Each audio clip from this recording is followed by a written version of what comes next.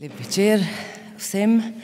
Hvala, da ste prišli na to naše prešernovanje, kot ga je v Hecu imenoval avtor knjige, ki je inspirirala ta pogovor, Marijan Dović, avtor knjige Prešeren po Prešernu. Tisto, kar danes ne bomo delali, je to, da ne bomo samo kritično slavili. Njegova študija namreč pokaže, da je zgodovina slovenskih herojev in kulturnih svanikov tudi zgodovina nekritičnega slavljenja in tudi nekritičnega zaničevanja. Tisto pa, kar bomo mi danes počeli, je nekoliko drugače.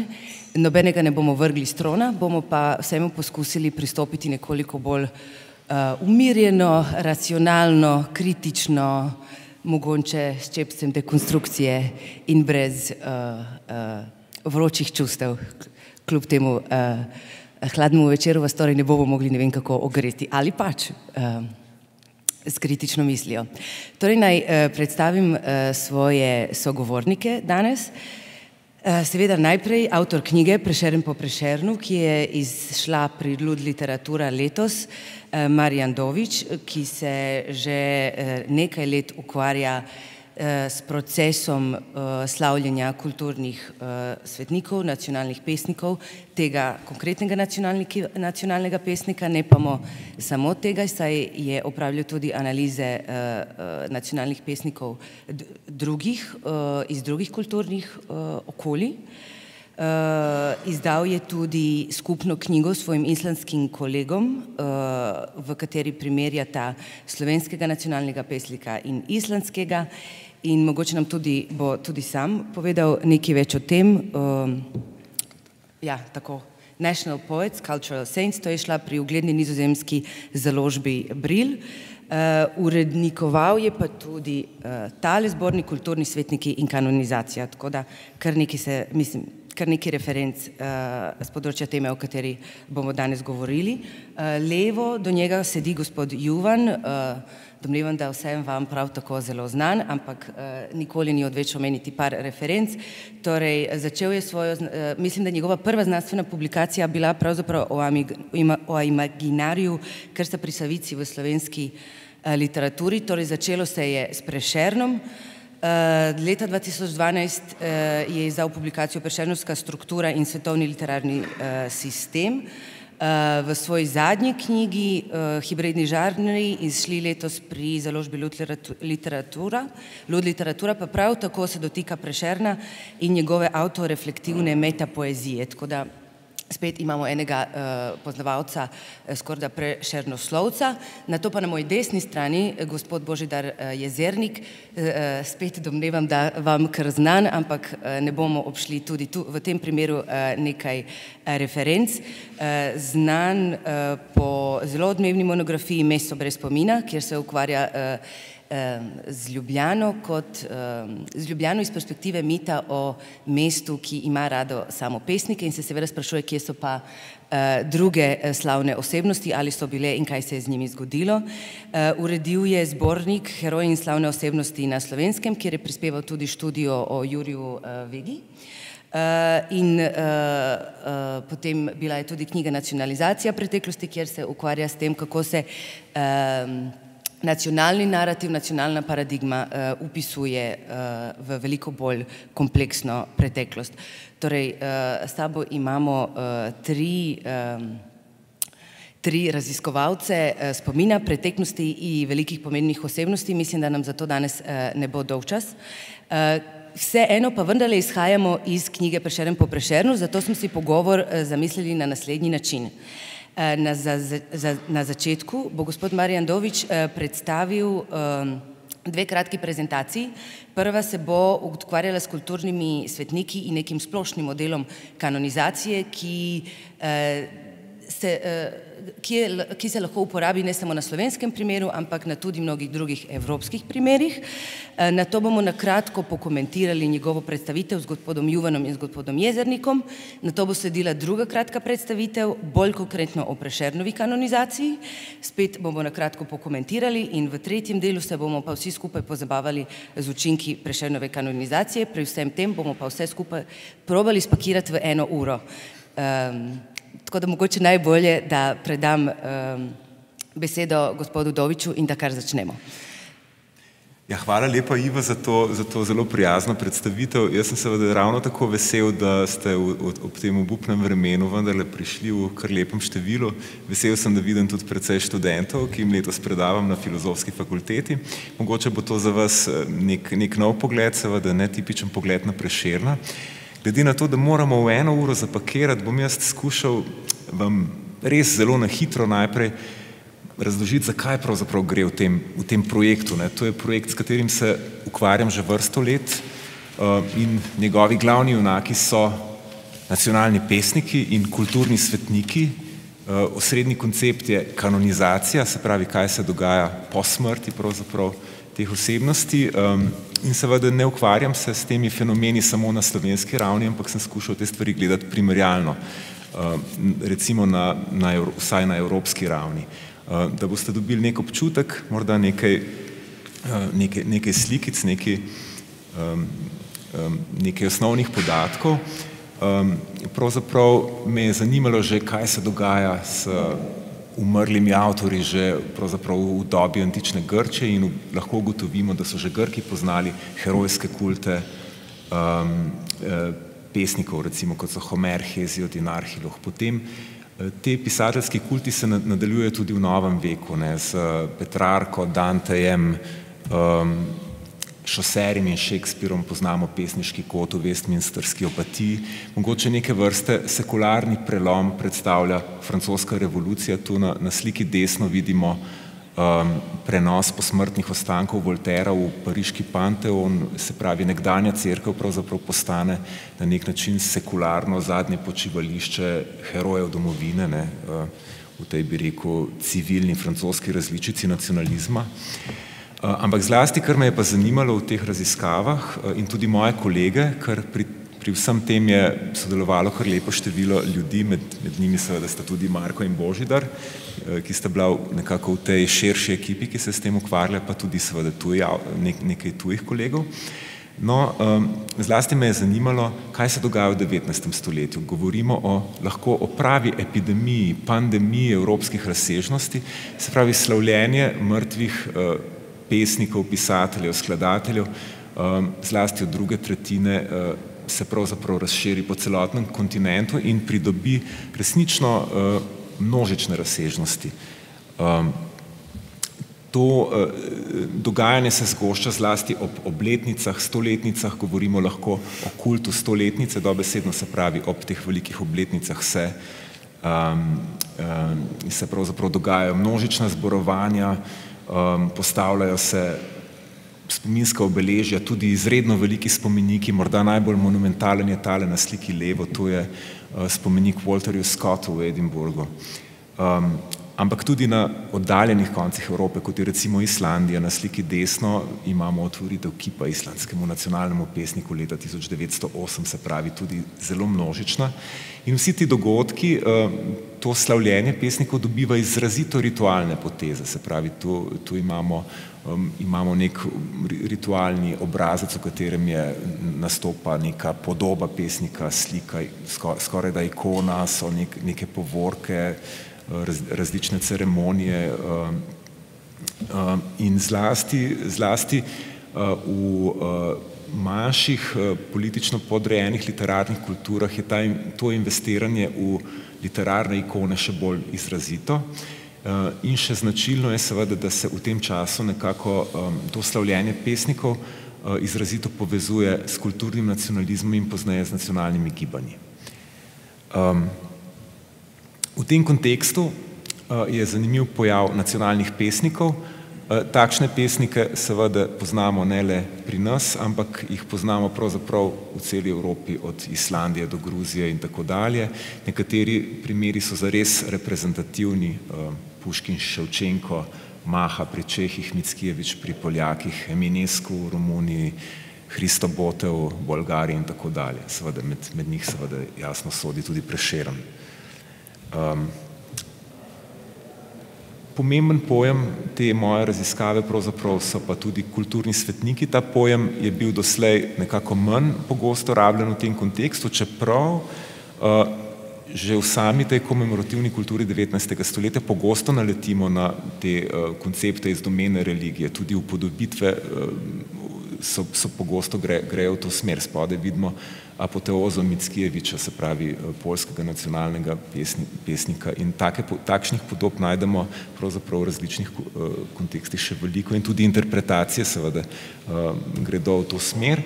In jasno pri tem pojmu, pri upeljavi tega pojma seveda je nekako podložena neka hipoteza, in sicer ta, da pravzaprav sekularni kulturni svetniki dobijo v nastajajoči civilni religiji nacionalizma nekako strukturno podobno vlogo kot verski svetniki. Zdaj, seveda, ta analogija med kulturnimi in krščanskimi svetniki se ponekod izkaže kot zelo produktivna, mogoče ponekod kot manj produktivna, vsekakor pa obstaja neka temeljna razlika seveda med kulturnimi svetniki, od njih nekako ne pričakujemo posmrtnega delovanja čudežev, čeprav nas morda takole kot na tejle sliki Hinka Smrekarja opazujejo nekako iz nebeških višav. Zdaj pa samo še na kratko in bom s tem potem tudi zaključil o kanonizaciji. Ko govorimo o kanonizaciji, si običajno predstavljamo na eni strani morda ta formalni postopek razglasitve svetnikov krščanstva, ko govorimo pa o kanonizaciji v kulturni sferi, pa govorimo kot o nekem posmrtnem procesu, posmrtnega uveljavljanja, ki ga običajno, vsaj v kulturni sferi, nekako povezujemo z diskurzivnimi praksami, s kritičnim izdajanjem, interpretacijo, predelavami in tako naprej. No, kar je pa mene zanimalo in kar sem skušal v tej knjigi nekako zajeti, je pa nek širši koncept kanonizacije, ki upošteva tudi ritualne prakse, relikte, mnemonične prakse, se pravi spominske, nastajanje mreže spominskih obeležij, šolski aparat, druge ustanove, politiko in tako dalje. Se pravi, gledam na ta proces kanonizacije z nekoliko širše perspektive in nekako skozi nekajletno preučevanje teh fenomenov se mi je v pomoči kolegov nekako razvila tudi ta shema, ki pravzaprav ima 3 osrednje segmente. Prvemu rečem vita, in to so potenciali posameznika za kanonizacijo, kot se kažejo v njegovi biografiji in delih. Potem ta osrednji segment imenujem kultus, to so dejansko tisti dejavniki, parametri kanonizacije v ožjem pomenu besede, in na koncu efektus, se pravi konsekvence za širšo družbo, o katerih bomo govorili pa na koncu tega večera.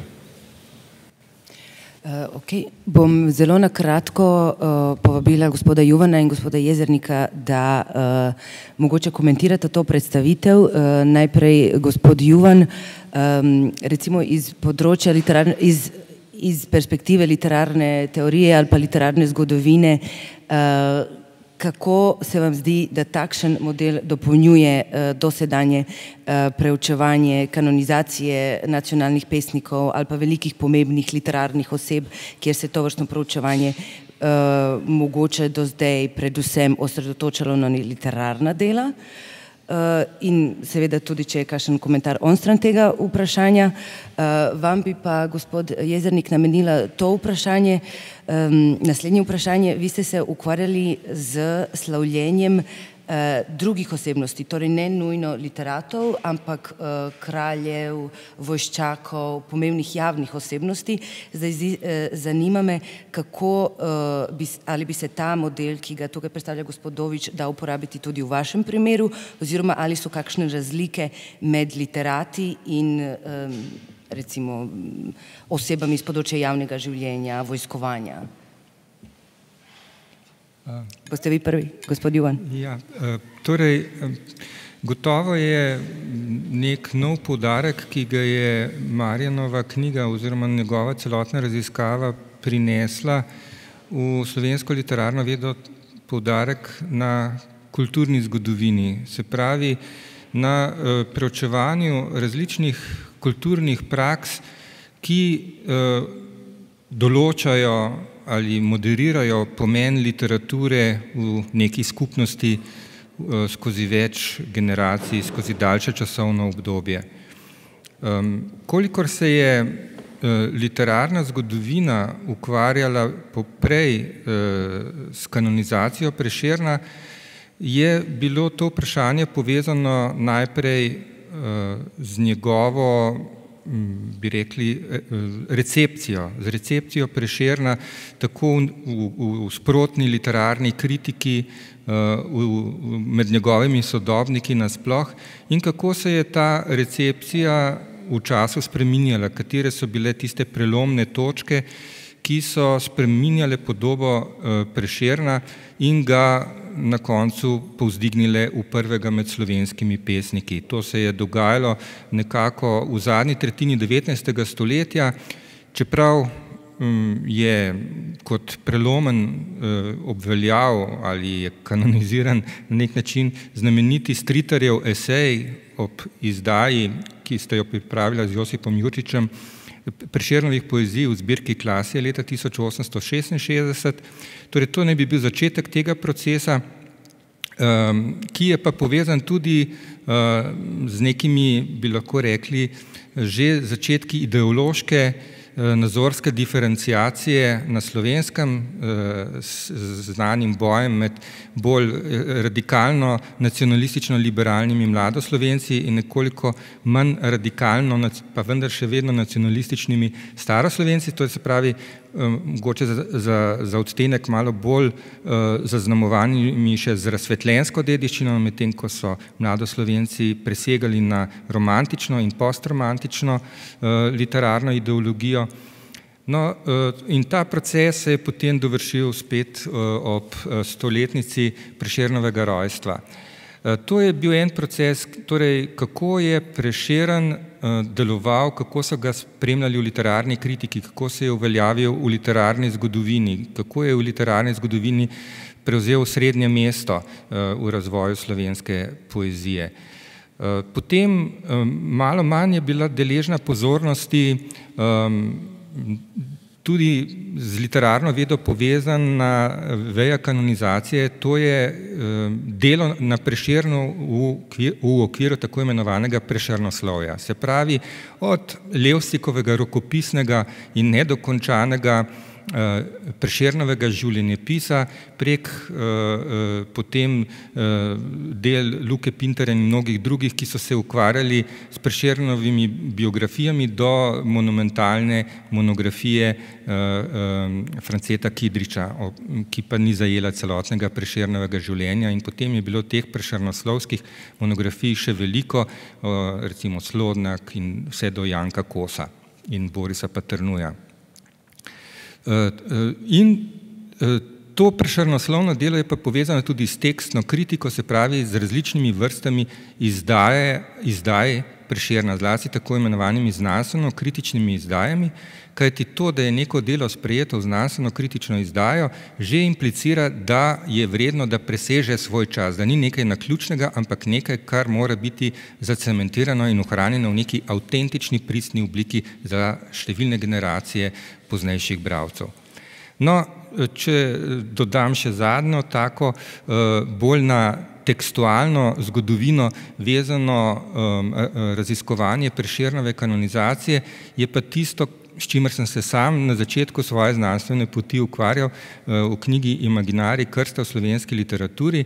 To je pa, kako je Prešeren s Krstom pri Savici in še z mnogimi drugimi besedili vzpostavil, bi rekli, neke prototipe, neke ključne tekste, v katerih je nacionalna ideologija prepoznavala svoje ključne momente, svoje bistvene predstave, tako o zgodovini kot o tem, kaj Slovenci sploh so, kakšna je njihova usoda, poslanstvo in tako naprej. In zato so se na te Prešernove tekste intertekstualno oziroma medbesedilno navezovali številne generacije literarnih ustvarjalcev, pa ne samo literarnih, jaz sem se ukvarjal izključno z literarnimi, pač pa tudi glasbenikov, gledališčnikov in tako naprej. To so bile te razsežnosti Prešernove kanonizacije, s katerimi se literarna veda ukvarja doslej. Tu smo pa ravno kar videli, v čem pa je ta novejši poudarek, torej prestop iz ožjih okvirov morda literarne vede na širše področje raziskave kolektivnega spomina, memorizacijskih praks, ki so pa že zadeva kulturne zgodovine. Ja, hvala. Najprej bi rad povedal, da meni se zdi ta pristop, pri katerem se je do zdaj pri nas res kolega Dovič najbolj opazno, da tako rečem, izkazal, izjemno produktiven, še posebej na slovenskem primeru. Ko razmišljam o kulturnih svetnikih, se mi edino zastavlja vprašanje, če ne bi bilo boljše govoriti o literarnih svetnikih. Namreč gre za to, da v 19. stoletju zlasti je namesto nekdanje religije stopila literatura kot tisto, kar je bil simbol takratnega nacionalizma, in to vlogo so prevzeli literati. Slikari, kipari so bili tukaj manjšega pomena. Na slovenskem je seveda bil tudi kult literatov in je še danes izredno pomemben. Sam boljše ilustracije o tem pomenu ne znam podati kot to, da vam predlagam, da si zamislite, da greste tamle čez Tromostovje nekega dne, pa na Tromostovju ni Prešernovega spomenika. Mislim, da bi bil cel svet za vsakega Slovenca v tistem trenutku, ko bi nekaj takega ogledal, popolnoma drugačen. Bi bila res sprememba takšna, da si večje spremembe tudi v današnjem svetu, ki je poln sprememb, ne moremo predstavljati. In to ob tem, da se mi je Ljubljana, ko sem pisal to delo o ljubljanskih javnih spomenikih, pokazala tako rekoč kot svetovni rekorder v številu podrtih spomenikov. Če ni ravno svetovni rekorder, ima pa zelo močne argumente za to, da je nekje v samem vrhu. Recimo, vi ste vprašali za druge politike, vojake in tako naprej. Danes si predstavljamo to, da so za nas posebej pomembni spomeniki literatom, pa mogoče tudi znanstvenikom, ker imamo Miklošičevega na mestu, kjer je včasih stal cesarjev spomenik. In to je ideja, ki se je pri nas uveljavila že v času med prvo in drugo svetovno vojno. Znameniti ameriški vojni dopisnik, poročevalec iz Berlina, je v mesecu marcu 1938 obiskal Ljubljano in iz tega svojega obiska odšel s spoznanjem, da je Ljubljana mesto, zaradi katerega se lahko sramujejo vsa druga mesta na svetu, kajti Ljubljana je bila po njegovih besedah edino mesto, kjer si zasluži spomenik samo pesnik ali pa znanstvenik. Moral je biti precej slep William Shirer, da ni videl spomenika, ki je stal takrat na stopišču mestne hiše. Imel je pa v Ljubljani takrat tudi kralj Aleksander že 4 javne spomenike, ni še imel tistega največjega pred zvezdo. Tudi ko gledamo Ljubljano skozi te oči in ko razmišljamo o sebi, glede na ta narativ, ki ga je vzpostavilo 19. stoletje, si predstavljamo, kako so naši predniki 1848. leta, ko je nastopila revolucija, takoj vsi zasijali v nekem slovenskem občutenju in to občutenje takoj hiteli izražati na vse mogoče načine, tudi z javnimi spomeniki. Seveda je situacija precej drugačna. Prvi javni spomenik v Ljubljani je dobil verjetno nekdo, ki je bil najslavnejši ljubljanski meščan vseh časov. Zdaj pa, če vas vprašam, kdo je bil najslavnejši ljubljanski meščan vseh časov, sem prepričan, da vas večina tega ne bi vedela, ne? Ta najslavnejši meščan je bil kar maršal Radecki. In on je dobil v Ljubljani prvi javni spomenik, ki je bil posvečen neki zgodovinski osebnosti, vendar ne leta 1848 ali prej, temveč 1860. leta. 20 let kasneje dobi Ljubljana nov javni spomenik posvečen zgodovinski osebnosti in lega zlomka, zopet je to spomenik posvečen Radeckemu. Tretji javni spomenik, ki ga dobi Ljubljana, je posvečen pesniku rojenem v Ljubljani, tudi znamenitem politiku. Konec 19. stoletja ga znameniti kranjski zgodovinar imenuje največjega sinu vojvodine Kranjske. Dobi javni spomenik 1886. leta Anton Aleksander grof Auersperg, ki pa doseže popolnoma drugačen učinek, kot je bilo zamišljeno. S tem spomenikom naj bi se Ljubljana označila kot slovenska, ampak sprožil je to, da je politika slovenska stopila na ulice in da se je začel ta demokratičen proces mitingaške politike, bi lahko danes rekli, odvijati. Vmes je v Ljubljani bilo postavljenih še kar nekaj drugih javnih spomenikov, posvečenih cesarju Francu Jožefu. Maršal Radecki je imel, kot smo rekli, 2, rekorder pa je bil kralj Aleksander, ki je v Ljubljani imel kar 5 javnih spomenikov. Od tega danes še eden zmerom stoji. Mimo tega spomenika sem šel vsaj 1000-krat, pa nisem opazil, da je posvečen kralju Aleksandru, kajti danes piše z rdečimi črkami pa z rdečo zvezdo na tem spomeniku slava žrtvam padlim za svobodo. Včasih je tam pisalo pa čuvajmo Jugoslavijo. In ko so se te spremembe dogajale, je dogajala tudi sprememba razumevanja Slovencev samih sebe in v tem procesu razumevanja Slovencev samih sebe je ravno kult Franceta Prešerna odigral izredno pomembno vlogo.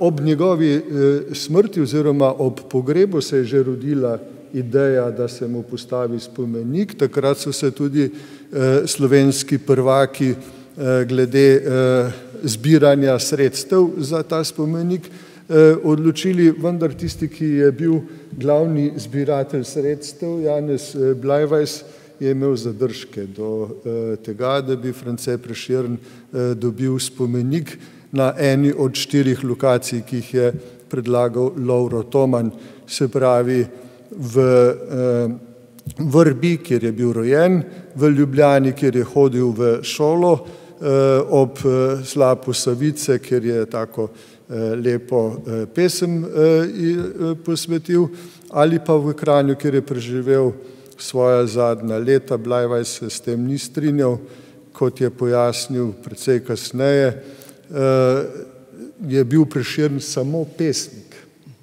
Ni se zavzemal za mesto slovenščine v uradu ali šoli, zaradi tega se mu je zdel njegov kultus, kot se on izraža, nezaželen in je svaril pred njim.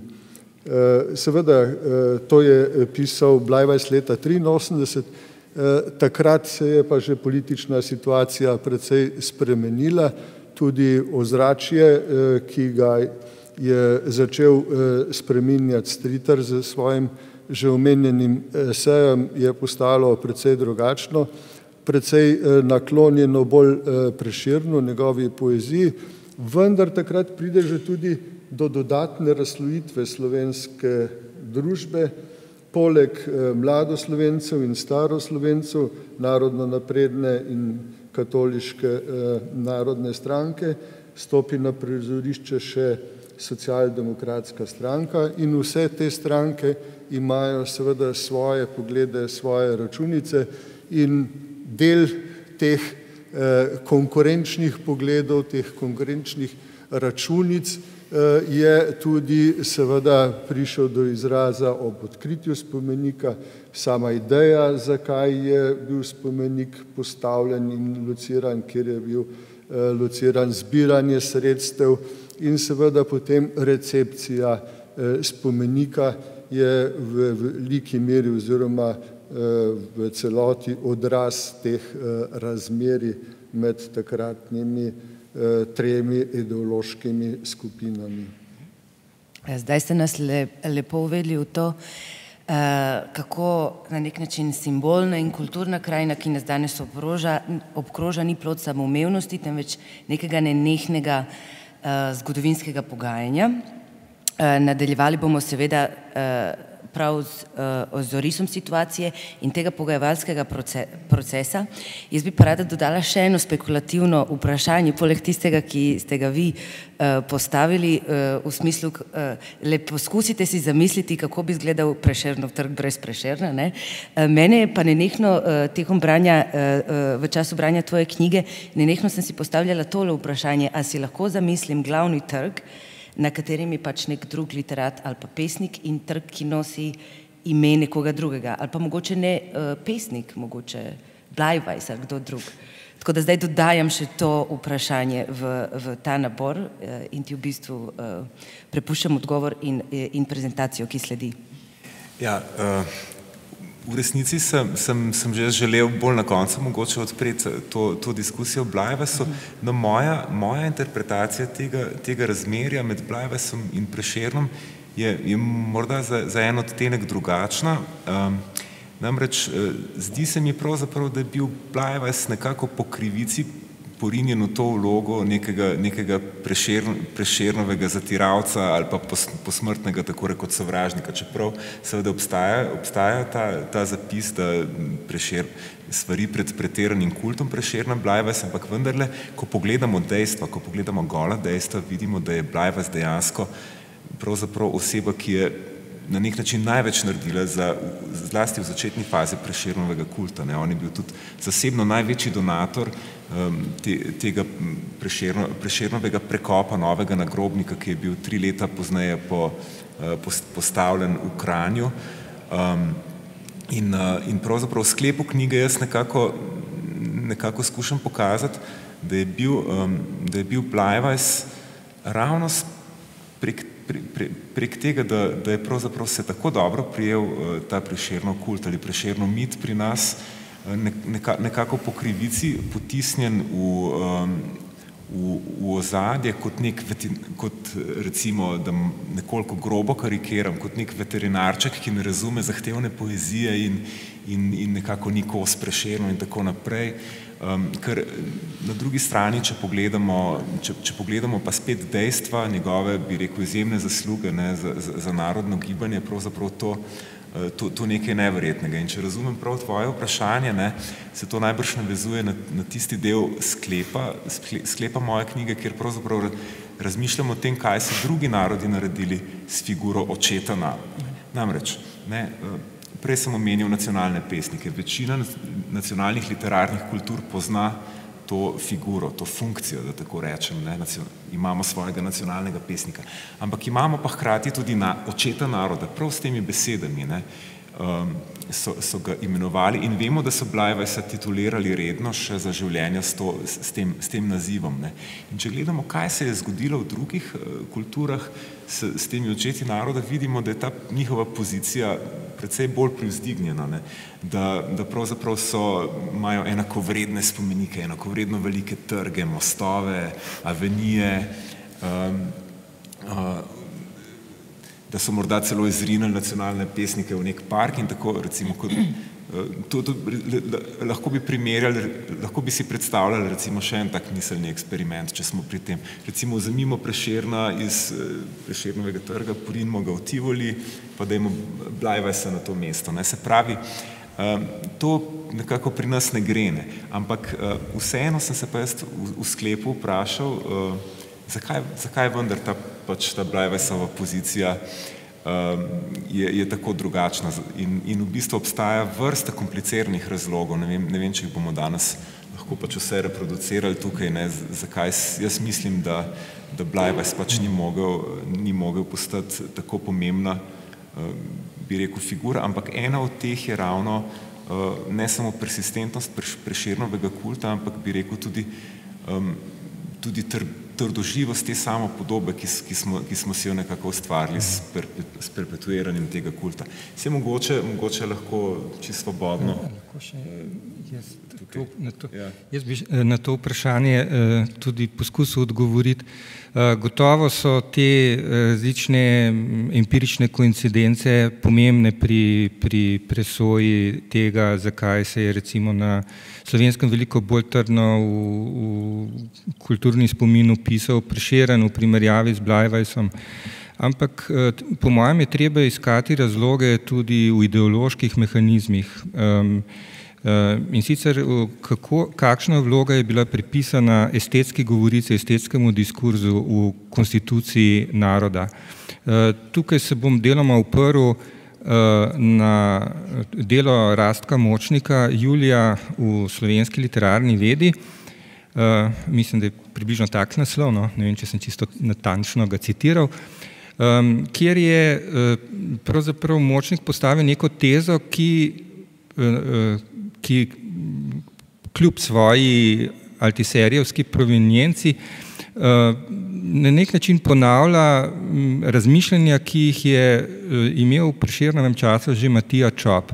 Matija Čop se je zavedal tega, da je slovenščina, ki ni imela še uveljavljenega statusa javnega jezika, torej jezika javnosti, da je slovenščini primanjkovala neka notranja razvitost, diferenciranost, se pravi, da bi razvila vse tiste funkcijske variante jezika, ki jih danes poznamo in ki mogoče bodo tudi odmrle, če jih ne bomo gojili, na primer jezik znanosti, če se mu bomo v slovenščini odpovedali.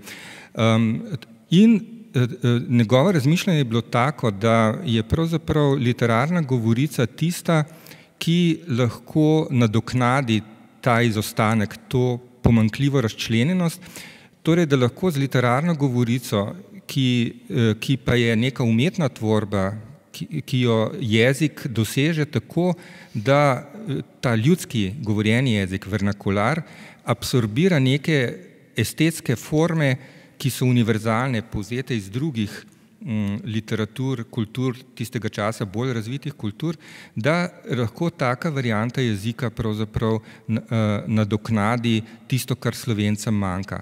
No in Močnikova argumentacija, s katero se strinjam, je ta, mislim, ki govori v prid, zakaj je literatura tako pomembna in s tem Prešeren za gradnjo slovenske nacionalne, ne bom rekel identitete, ideologije, torej za zamišljanje Slovencev kot modernega naroda, je to, da je estetska govorica pravzaprav tisto, kar naravna govorica kultivira in obenem omogoča nek videz, da je odtrgana od nekih realnih pogojev, v katerih jezik obstaja, da je na nek način avtonomna in s to avtonomijo pravzaprav omogoča, da se vanjo pretakajo in njej reprezentirajo številne druge govorice zvrsti jezika.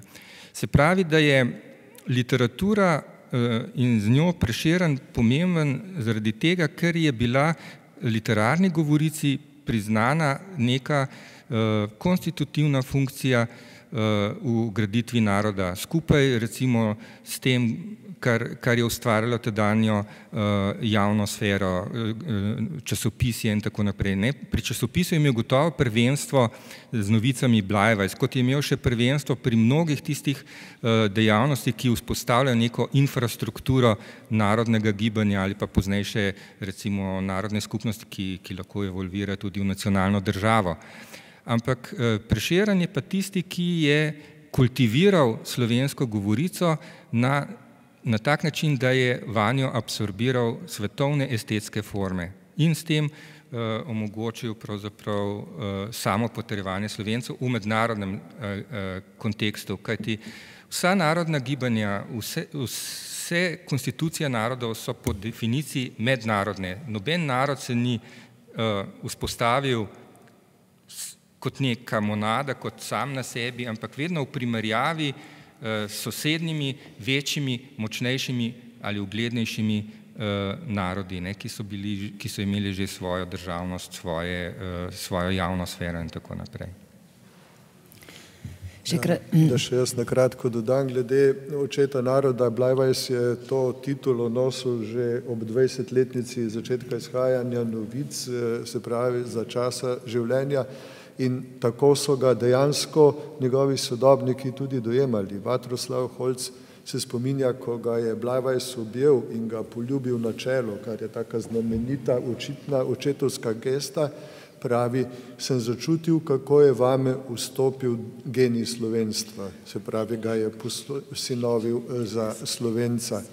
Seveda je potem Bleiweiss iz drugih razlogov postal odrinjen, odrivati ga je začel Stritar v tem eseju zaradi tega, ker je menil, da Kosevski pač ni vreden, da se ga ceni kot pesnika, ampak dokončno je pa Bleiweissa za naše razmere pokopal Sperans oziroma Edvard Kardel, ko pravi za njega, da ideolog ni bil, da je bil pač neki malomeščanski politik, in s Kardeljem je danes tako, nihče več ga ne čita, tisto, kar je pa on napisal v razvoju slovenskega narodnega vprašanja, pa velja še danes kot neke vrste svetopisemska resnica pri nas. Tako da glede tega ima Bleiweiss še zmerom težave tudi že s pokojnim Kardeljem. Kakšne sorte težave so, pa sem izkusil, ko sem se prizadeval, da bi Ljubljana dobila ulico, ki bi se imenovala po njem. Včasih se je imenovala ulica, ki so jo potem preimenovali v Prešernovo, po Bleiweissu, na predlog Ivana Hribarja, ki je hotel seveda s tem sporočiti o tem, kaj in kako zdajle ni časa. In takrat je bil odgovor prvi, da nobenega predloga ni bilo, kar seveda ni bilo res, potem pa v nadaljevanju, ja, pa povejte, katera ulica naj bi bila primerna za to. In ko sem rekel, da bi bila najprimernejša za to Slovenska, ker je res nesmiselno, da imamo v Ljubljani Slovensko ulico, ja, ta bi pomenila preveliko spremembo hišnih številk in naslovov, tam jih ogromno živi. Dobro, kaj pa kakšna manjša? Ja, to pa ne more biti, ker je bil preveč pomemben. Skratka, s takimi sofizmi se je čuvalo te ideološke predsodke in Bleiweissovo ulico v Ljubljani smo potem dobili, zato da se je s tem legitimiral poskus postavitve znove Titove ceste, ne, v istem paketu, češ da moramo skrbeti za zgodovino. Zdaj pa bomo prešli na konkretno in zdaj na proces, ki je pravzaprav ustoličil tistega, ki ga danes imamo kot prvega in edinega slovenskega nacionalnega pesnika, mogoče obenem tudi očeta naroda, ob tem pa, kot smo zdaj slišali v teh replikah, tudi odrinil marsikatere druge na rob slovenskega kulturnega spomina. Ja, hvala. Pravzaprav smo nekako preskočili to fazo, ki se mi je zdela pomembna, ne, jaz bom skušal čisto na kratko spet nekako prikazati ta proces Prešernove kanonizacije in sicer skozi seveda ta model. Ne. Ta model, ki je tukaj za nami, je v realnosti bolj kompliciran, ampak vas seveda zdaj tu ne bom moril z detajli, to vas pač vabim k branju knjige, jasno. Ampak bom skušal pač te osnovne koncepte skozi Prešernovo kanonizacijo prikazati. Se pravi, ta prvi stolpec vita potenciali posameznika za kanonizacijo, mogoče ob tem samo tole. Tu gre predvsem za to, da nekako se tisti elementi, ki so bili pravzaprav ključni za kanonizacijo, nekako pokažejo za nazaj. Se pravi, ko študiramo kanonizacijo, se pravi, šele ugotavljamo, kateri so tisti elementi v biografiji, v opusu, v delih, ki so bili pravzaprav ključni za kanonizacijo. Mogoče je to pomembno povedati in pri Prešernu seveda na ravni osebnosti, recimo moja analiza ugotavlja, se potem v enem poglavju ukvarjam konkretno pač s temi elementi. Na tej prvi ravni persona, na ravni nekako osebnosti življenja, ugotavljam, da je seveda Prešeren svetniški kandidat z različnimi madeži in če zelo poenostavim zgodbo, je pravzaprav biografski diskurs, ki je pogosto celo hagiografski, skuša te madeže na nek način oprati in nekako Prešerna prikazati v drugačni luči. Recimo na tej znani ilustraciji vidimo Prešerna v Kranju, ki pa seveda ni morda zamorjen pesnik, že močno predan alkoholu, ampak prijazen moški, pač deli otrokom fige, doktor Fig in tako dalje. Potem pri Prešernu se je izkazala kot izredno produktivna kategorija tudi enigma, se pravi različne uganke, transgresije, ki so pravzaprav vse do danes burijo domišljijo, povezane so zlasti s to, bi rekel, dionizično platjo Prešernovega življenja od mladostnih erotičnih travm do njegovega pijančevanja, do njegovih različnih zvez z ženskami in seveda te dvoplastne zgodbe, na eni strani ta idealizirana afera z Julijo in na drugi strani seveda realnost pač erotična z Ano Jelovškovo in tako dalje.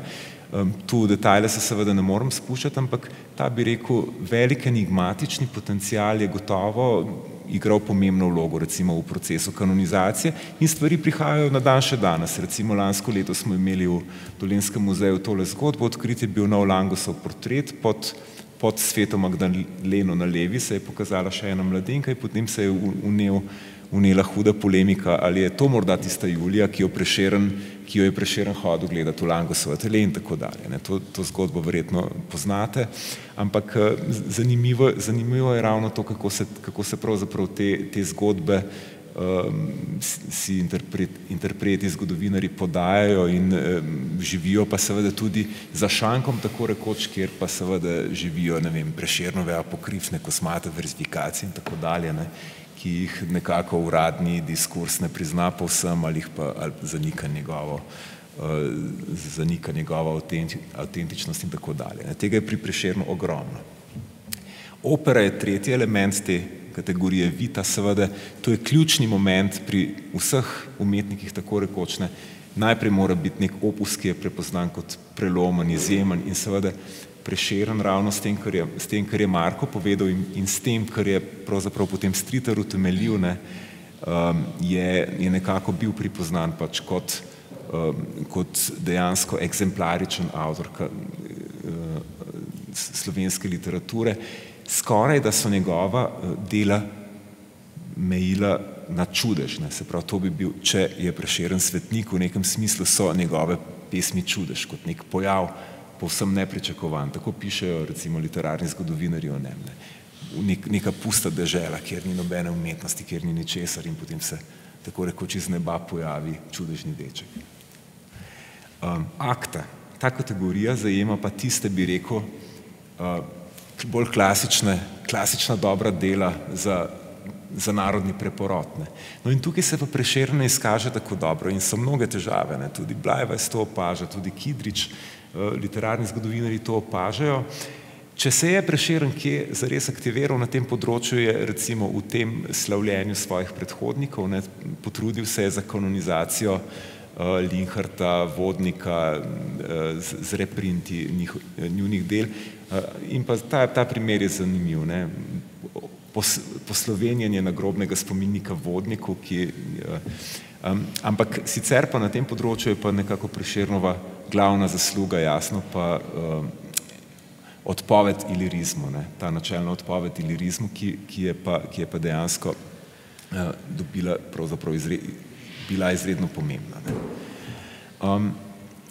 Če čisto na kratko preletimo še dejavnike te kanonizacije v ožjem pomenu, se pravi kultus, gremo po vrsti in razmeroma na hitro.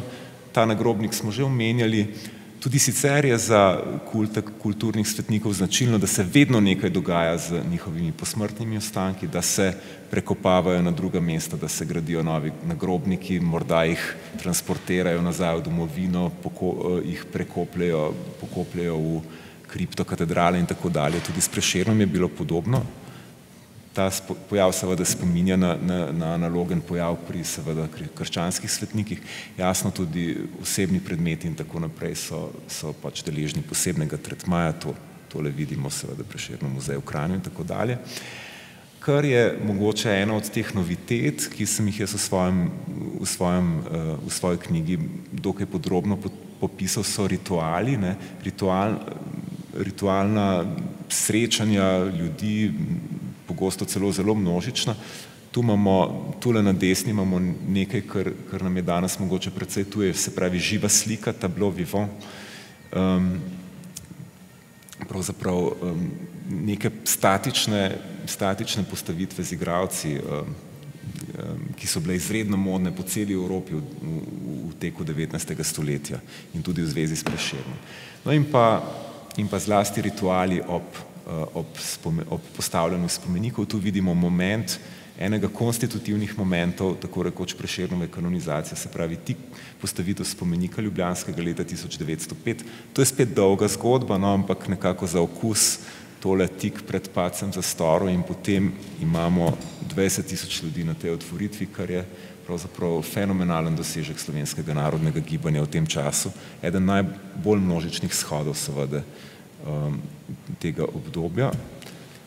Tudi sama povorka, ki je vključevala 134 društev in na nek način simbolno skušala zavojevati središče Ljubljane, se pravi mesta, ki je najprej postavljalo spomenike Radeckemu in Grünu, potem šele Vodniku in Prešernu, je nekako markirala kot slovensko, kot nacionalno prestolnico. Ta retorika je bila zelo prisotna tudi v govorih.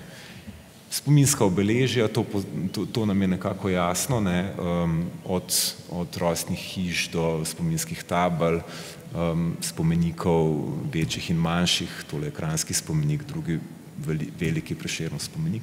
Proces apropriacije, o katerem je seveda tudi govoril Marko in je bil tudi konstitutiven, ravno okoli Prešerna se pravzaprav spleta ta, bi rekel, ta diskurs prerekanja in tu imamo, na desni imamo karikaturo, prešernoslovci se pravzaprav prepirajo med seboj, kateri pristop k Prešernu je boljši ali recimo bolj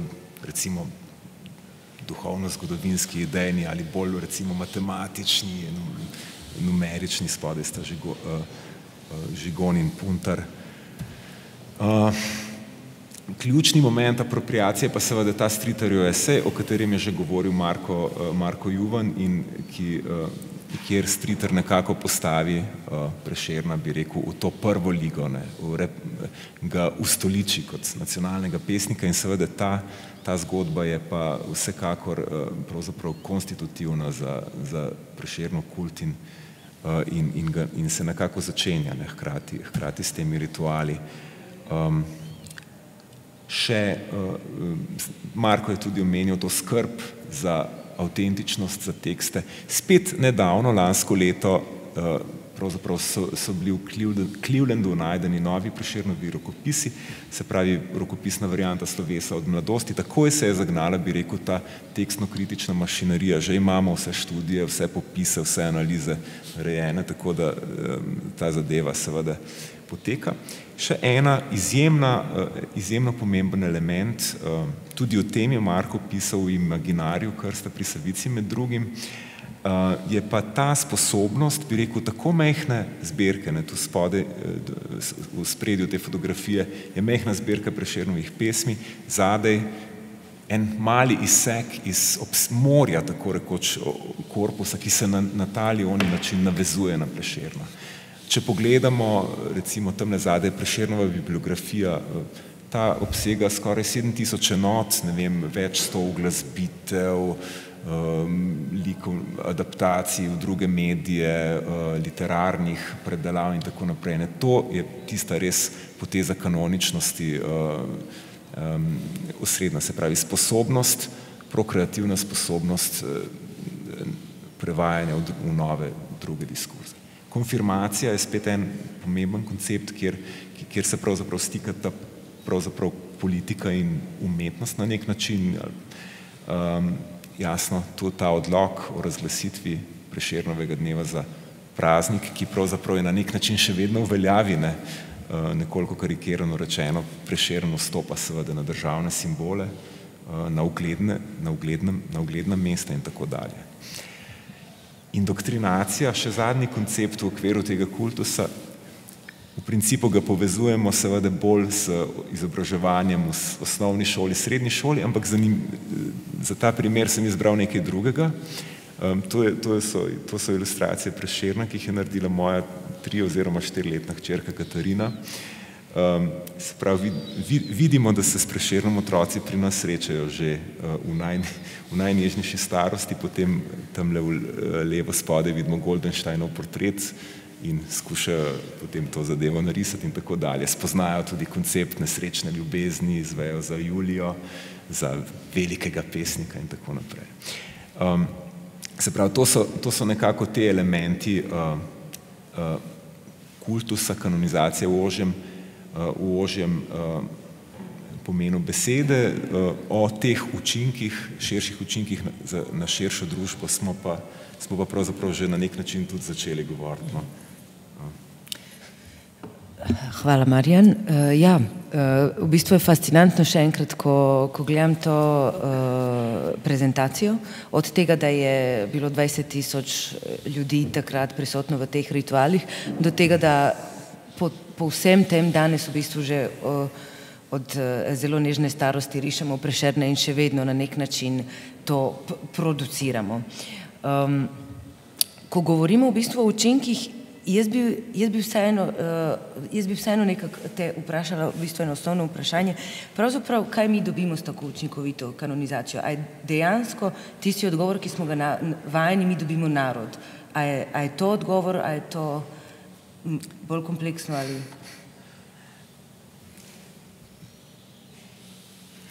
Da. Mogoče je povedna seveda ta ilustracija, ki jo imam tukaj. V principu takoj še ne, potreben je nek proces, ampak v tem primeru je povezava povsem jasna.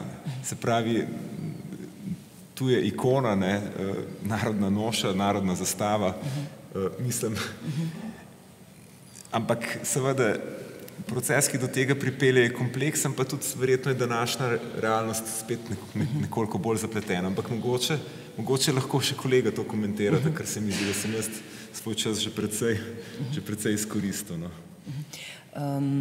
Seveda, potem bom povabila vas, oba seveda sogovornika, za komentar. Mogoče bi še omenili tudi to dojemanje ali pa pristop k Prešernu iz perspektive prešernovske strukture ali pa slovenskega kulturnega sindroma, o katerem ste vi pisali. In tukaj me v bistvu zelo zanima to, da vpliv Prešerna na slovensko kulturno zgodovino in seveda na slovenski kulturni spomin je očiten in do ene mere, ne vem, kako bi rekla, dejanski, na drugačen način pa se sprašujem, kako do vsega tega zavzeti neko distanco, ali je to v bistvu sploh še možno danes, ko smo tako globoko poglobljeni v to zgodbo, v ta mit.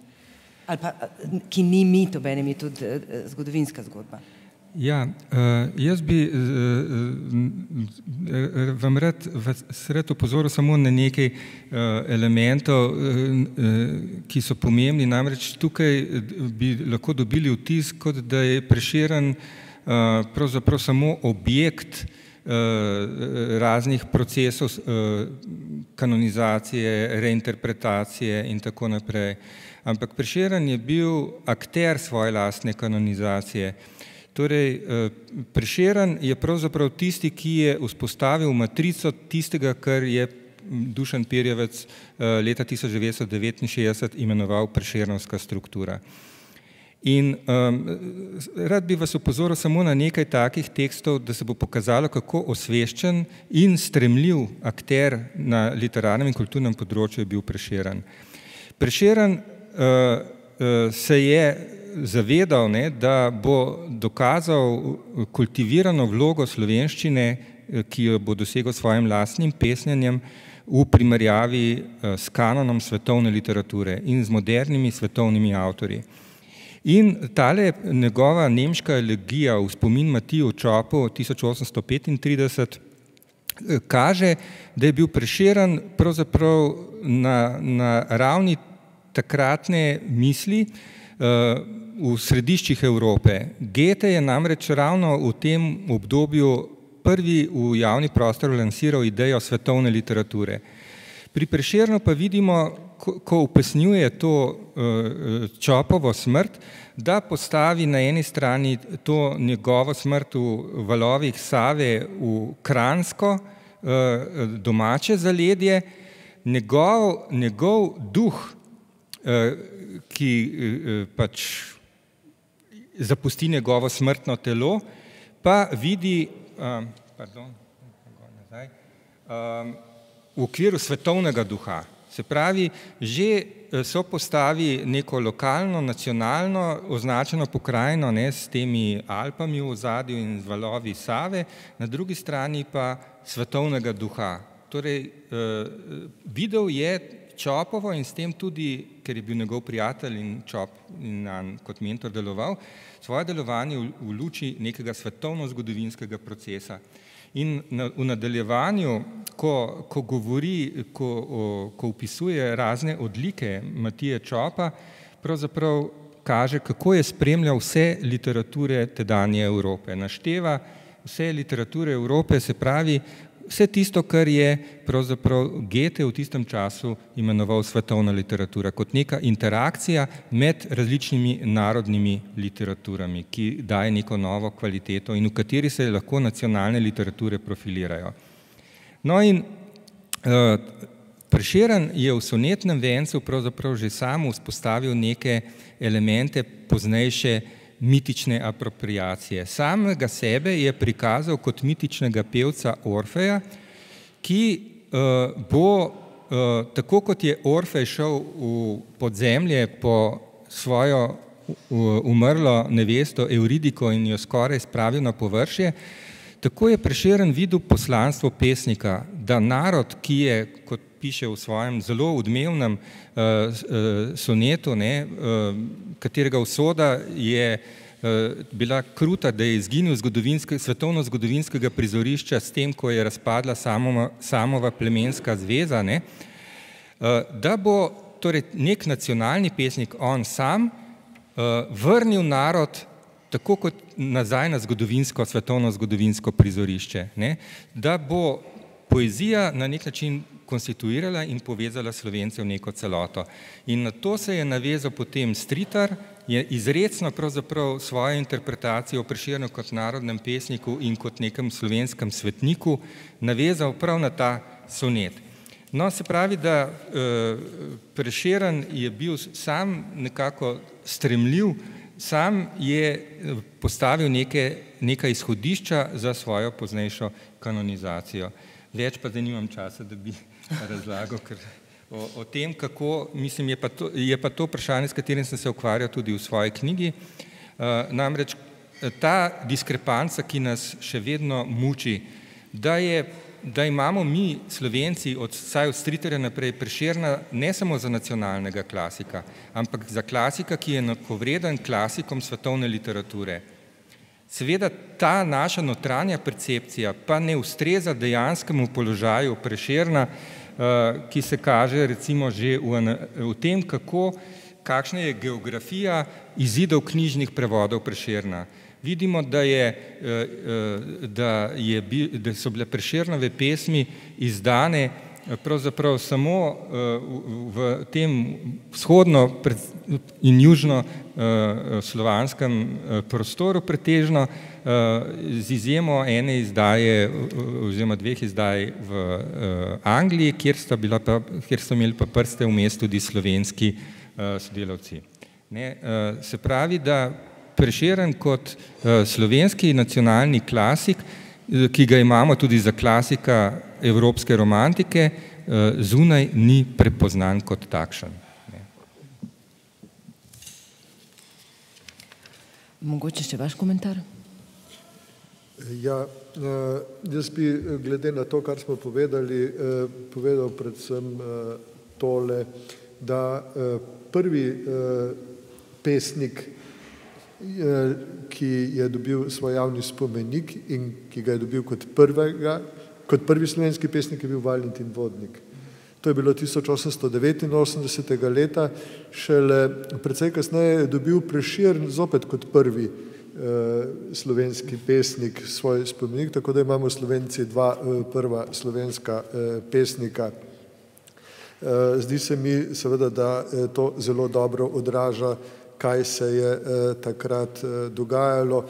Marsikaj je pa seveda zato, da se je Prešerna ustoličilo, bilo treba pozabiti. Sam sem uporabil razglednico, ki smo jo videli tukaj z Prešernom na ščitu, ki ga nosi ta mladenka v slovenski narodni noši, z napisom Biti slovenske krvi, bodi Slovencu ponos. To je pa vers, katerega avtor je Kosevski. In seveda Kosevski in Valentin Vodnik sta bila pesnika, ki sta bila v času narodne prebuje veliko bolj pogosto citirana kot Prešerna, v tem smislu tudi bolj uporabna, kajti Prešern ni pisal verzov, ki bi bili primerni za narodno prebudno obdobje. To njegovo poezijo so znali ceniti šele, ko je bila ta faza zaključena in to uspešno zaključena. Glede recepcije in rituala, ki je seveda zelo pomembna stvar, kajti država je nekaj, kar v naših predstavah obstaja samo preko rituala. Mi si države in naroda brez ritualov sploh ne moremo predstavljati. Mora se zgoditi in se mora dogajati določen ritualni proces ves čas, v katerem živi potem v naši imaginaciji taka ali drugačna skupnost. Pri tem je Prešeren bil pogosto uporabljen kot pomembna ikona, zlasti dejstvo, da je pritegnilo odkritje njegovega spomenika tako množico, vendar, ko je bil v Ljubljani odkrit spomenik kralju Petru I. Karadžordževiću, je prireditve se udeležilo 100.000 ljudi. To je bilo dosti več, kot je imela Ljubljana takrat prebivalcev. 20.000 ljudi za časa Prešernovega spomenika je pa manj, kot je imela takrat Ljubljana prebivalcev. Kar se mi zdi pomembno zaradi tega, danes so ti spomeniki politikom in vojakom, ki so v Ljubljani bili postavljeni na javnem prostoru, popolnoma pozabljeni. Ne moremo si pa niti zamisliti tega, da bi Ljubljana ne imela več Prešernovega spomenika. Se pravi, da Prešernov spomenik in njegov kult živita neko življenje, ki je precej drugačno, kot je to situacija pri drugih narodih, pri drugih nacijah, kjer imajo seveda ne samo očetje naroda, ampak tudi drugi politiki zelo pomembno vlogo v tem imaginariju. Ko Slovenci tako zelo vztrajamo pri Prešernovem kultu, se seveda zastavlja samo po sebi vprašanje, kaj je vzrok temu. Zakaj vztrajamo na situaciji, ki je situacija 19. stoletja, mogoče še začetka 20. stoletja, in če so ob odkritju njegovega spomenika takratna konzervativna stranka in socialno-demokratska stranka se popolnoma distancirali od postavljanja samega spomenika, ga tudi strašno kritizirali, To je bil projekt liberalcev, liberalnih politikov, danes sploh nimamo več, nimamo te stranke in v tem trenutku se pa najbolj sklicujejo, pa najrajše fotografirajo pod Prešernovim spomenikom tisti, ki spadajo na levi ali desni pol slovenskega političnega prostora, kar se mi zdi za razvoj, ki se je zgodil v tem času, gre za dobrih 100 let, izredno zanimivo. Zdi se mi seveda, da tudi to nekaj pove o sami situaciji, kaj pa zdaj ne bi špekuliral, ker smo svoj čas že potrošili. Bom probala strniti tale večer. Mislim, da smo vam probali pokazati, da nobena radikalna pozicija v bistvu tukaj in obrazložitev od tega fenomena odpade, da ne bo držala. Po eni strani je gospod Juva tukaj jasno podčrtal, da so seveda neki začetki in v bistvu že neka izhodišča za Prešernovo kanonizacijo, da se nahajajo tudi v njegovi poeziji. Toda potem je vprašanje, kaj se potem s temi teksti, s temi besedili, s temi potencijali naredi, kaj se uresniči in kaj se od tega ne uresniči, kar sta, se mi zdi, bolj poudarila moja sogovornika gospod Dovič in gospod Jezernik. Zdaj, preden dokončno potegnemo črto, bi mogoče vprašala, če je še kakšen glas, komentar, vprašanje iz publike.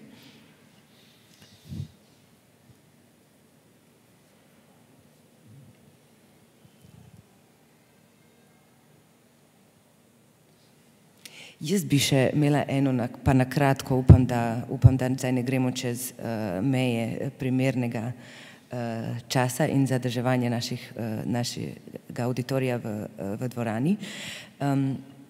Torej, govorimo o zelo kompleksnem fenomenu, ki pa še vedno deluje. Vi ste rekli, da je tudi vprašanje, kako to, da nek fenomen, ki se ustvari v 19. stoletju, pa danes še vedno nagovarja, deluje povezovalno. Zdaj seveda tukaj nočem preveč zaiti v neko področje spekulativnega, ampak mogoče kakšne projekcije za prihodnost ali ta naš fenomen Prešerna v centru nacionalnega kulturnega spomina jim ostaja in se mu zdi, da dobro piše, še vedno se bomo referirali prvenstveno nanj in bo skupna stična referenčna točka, ali bi se znalo kaj v tej situaciji spremeniti? Ja, to je težko vprašanje, o tem so midva že diskutirala v bistvu ne vem, poskusim nekaj res zelo na hitro povedati o tem. Zdi se mi seveda, da je mogoče to stereotipno zgodbo o Slovencih kot kulturnem narodu, da je vendarle prišel čas, da jo nekoliko prevetrimo, da jo nekoliko na bolj realne temelje postavimo. Pri čemer pa se mi zdi, da je hkrati možno vendarle Prešerno tudi priznati, bi rekel, ta izjemen umetniški kredit. Namreč jaz sam mogoče nisem začel kot nek izrazit prešernoslovec se s tem ukvarjati, ampak skozi pravzaprav sam proces, skozi ukvarjanje s Prešernovimi teksti nekako postanemo neizbežno neke vrste častilci Prešerna. In očitno ima pač neko privlačnost, ta težko ulovljivi pesnik na nek način in mogoče je treba samo nekatere koordinate, bi rekel, te samoopisne zgodbe o Slovencih kot kulturnem narodu vendarle popraviti. Jaz to skušam do neke mere predlagati tudi v sklepu te knjige, seveda k branju, katere vas lahko povabim. Mislim, da pa to nikakor nimam časa, da več o tem razlagam. Potem bom končala z nečem, kaj sem opazila recimo v vaši knjigi Mesto brez spomina. Tudi vi ste poudarjali, da Ljubljana in tudi slovenska kulturna skupnost večkrat temelji na velikem navdušenju nad neko kulturno osebnostjo, postavljanju spomenika in potem je neka, čez leta lahko pride protireakcija, potem pa totalno razočaranje in izmik te osebnosti. Mogoče je pravzaprav neka prihodnja pot, tisto, kar mi delamo danes, je pravzaprav nek pristop racionalnejši k temu in mogoče brez nekega nerazočaranja in nekega velikega navduševanja, ampak neko enostavno komplementarno sopostavljanje različnih možnih poti razumevanja nekih kulturnih fenomenov. No, ali pa, da samo še to dodam, ne. Najbrž je predstava Prešerna, ki na svojih plečih tako rekoč celotno konstituiranje naroda drži, je vendarle potrebna korekcija. No. Vsaj to, ne. Hkrati pa vendarle ta umetniški kredit ostaja in seveda zdaj pa kako pa častimo, pač slavimo, karkoli spoštujemo pretekle umetnike, je pa seveda drugo splošnejše vprašanje. Ne. Seveda nekateri jih, nekateri pa morda vse manj. To bomo pa še videli, kam bo šla ta zadeva. Ne.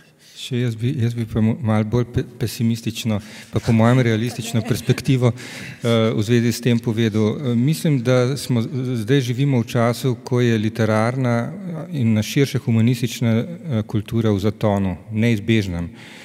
In jaz mislim, da vsi imate tukaj, zlasti mladi, kolikor vas je tukaj, študentje, verjetno izkušnja s tem, kako težko so vam bila dostopna Prešernova besedila, kako težko razumljiva, kako daleč so vam. In ta njegov jezik se bo staral še naprej in razdalja med neko sodobno izkušnjo in tem, kar nam Prešeren govori, bo vedno teže premostljiva. Tako da mislim, da Prešernova ta osrednja neka kanonična funkcija bo ostala bolj na ravni nekih morda takih recidivov, precej izpraznjena bo. Medtem ko bojo častilci literarne kulture vedno bolj ezoterični, vedno manjša skupnost bo tista, ki literatura in z njo Prešeren nekaj bistvenega pomeni, ne. Tako da se mi zdi, da je ta literarna kultura počasi stopa v zaton in s tem bo tudi to prepričanje, ki je slavno, ne, o tem slovenskem kulturnem sindromu oziroma prešernovski strukturi, na kratko rečeno o literaturi kot nadomestilu manjkajočih državnih institucij, to je obsojeno na nek zaton, podobno kot je danes obsojena na zaton nacionalna država v tem svetu globalizacije. Ampak to sem pa zdaj zelo pesimistično zaključil, tako da če ima kdo kakšno svetlejšo misel, bi bilo v redu. Ja, jaz bi tukaj vsekakor rekel še to, da veliko jih je v zvezi z globalizacijo nacionalno državo obsodilo. Vidimo, da je bila ta novica o smrti nacionalne države vse prehitra. Res pa je, da so nacije produkt 19. in 20. stoletja z zgodovinskim razvojem bo prihajalo tudi tukaj do sprememb. Verjetno se te spremembe zdajle že dogajajo in prav gotovo bo ravno vaša generacija imela pri tem zelo pomembno vlogo. Dobro je o tem razmišljati, kaj je tisto, kar je sprejemljivo, kar je smotrno in sicer na način, da se ohranja iz preteklosti tistega, kar je bilo pozitivno, stimulativno, ne pa, da se ravna tako, kot je gospa voditeljica povedala, da so se naši predniki navdušili za neko stvar, njihovi sinovi in pa niso niti pravico do navdušenja poznali več, ampak so jih razglasili za tiste, ki sploh niso vedeli, kaj imajo radi in kaj jim je všeč, da ne govorimo o tem, da niso niti vedeli, kaj so in so oni namesto njih povedali, dokler jim niso njihovi sinovi povedali, da se tudi oni popolnoma motijo glede tega. Za konec smo se torej v bistvu naši upi grejo v smeri publike, v pretežno mlade publike, ki tukaj sedi, zato bom jaz tudi to mlado in staro in vseh možnih generacij povabila tudi branju knjige, te in tudi drugih knjig, ki so jih k tej temi in razpravi prispevali naši sogovorniki, in hvala še enkrat za vašo pozornost danes.